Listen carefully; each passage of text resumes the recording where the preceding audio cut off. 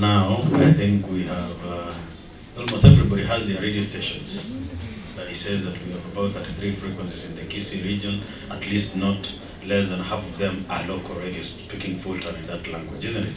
So I think really we have grown. But nevertheless, as we celebrate this, is the power of radio.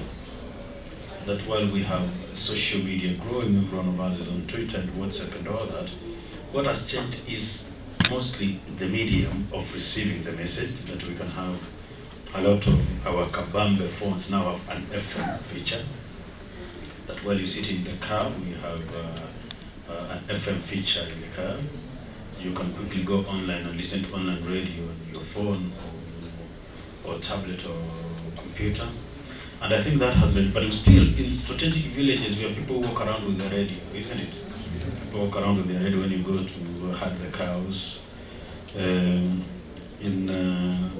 Kisii, the people would do when they go to plow, when there was land. Now there are more houses. I hear people say comedians are coming to radio and usurping the role of broadcasters.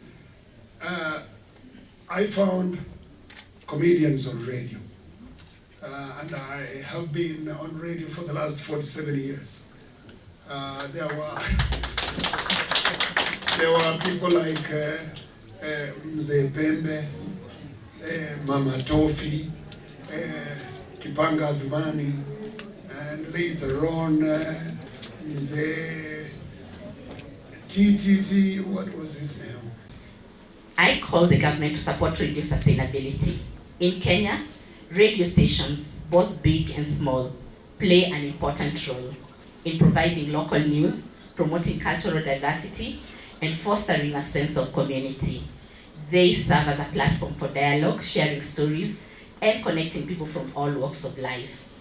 However, sustaining radio operations in Kenya today and in this digital environment requires heavy investment and support.